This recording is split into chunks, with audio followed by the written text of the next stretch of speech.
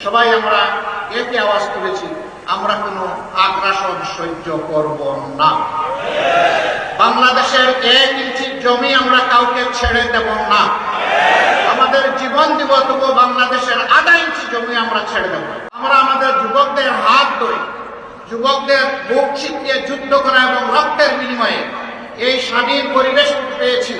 আমরা চাই আগামীতে তারা শুধু ভোট দেবে না, তারা জাতিকে নেতৃত্বও দেবে ইনশাআল্লাহ। মাঠের অলরাউন্ডার আমি, আর ঘরের অলরাউন্ডার টাইলক্স।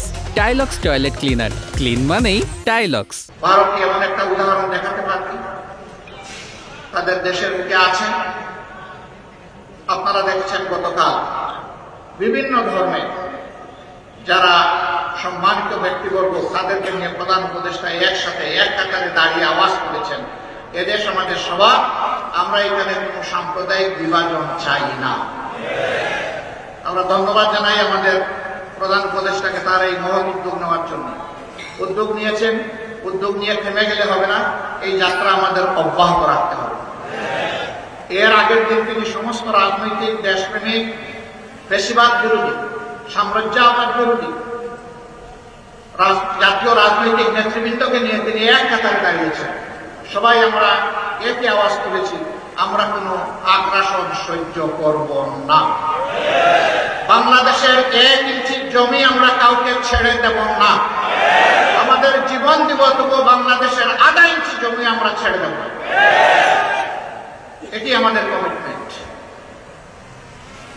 সম্মানিত ভাই বোনেরা, এই দেশ তাহলে আগামীতে কি হবে? এই দেশকে কে করবে? এই দেশ করতে হলে কিছু ছাতাবাজ মুক্ত হাত দরকার, কিছু চরিত্রবান দুর্নীতিমুক্ত মানুষ দরকার, কিছু দেশপ্রেমিক, চিন্তাশীল, বিচক্ষণ মানুষ দরকার।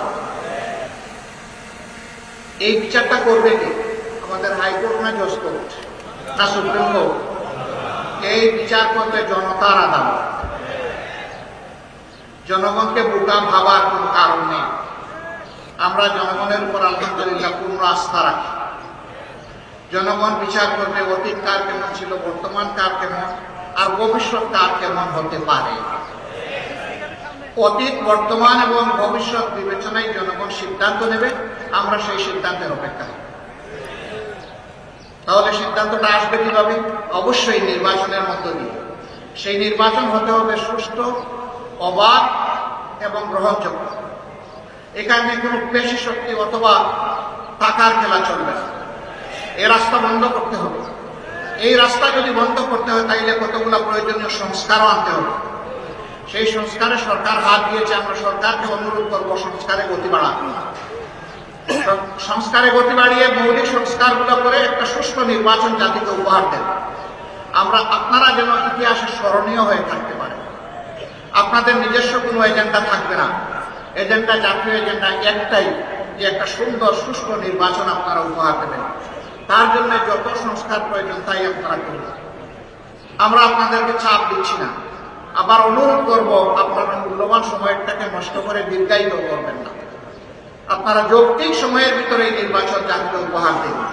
জাতি গত 3টা টার্ম তাদের নিজস্ব ভোটের অধিকার প্রয়োগ করতে পারবে। বিশেষ করে জাতির 42% ভোটার যারা যুবক, তারা একটা ভোটও দিতে পারবে। আমরা আমাদের যুবকদের হাত ধরে, যুবকদের বুক চিতিয়ে যুদ্ধ করা এবং রক্তের বিনিময়ে এই স্বাধীন পরিবেশ পেয়েছি। আমরা চাই আগামীতে তারা শুধু ভোট দেবে না, তারা জাতিকে নেতৃত্বও দেবে ইনশাআল্লাহ। আমরা একটা যুব সমৃদ্ধ বাংলাদেশ গঠন করতে চাই। আমরা আমাদের যুবকদের হাতকে বেকারের হাত হিসাবে দেখতে চাই না। আমরা আমাদের যুবকদের হাতকে উন্নয়নের হাত হিসাবে দেখতে চাই, কর্মীর হাত হিসাবে দেখতে চাই, দেশপ্রেমিকের হাত হিসাবে দেখতে চাই, জনতার পাশে দাঁড়ানো হিমালয় পর্বতের মতো শক্তি হিসাবে দেখতে চাই।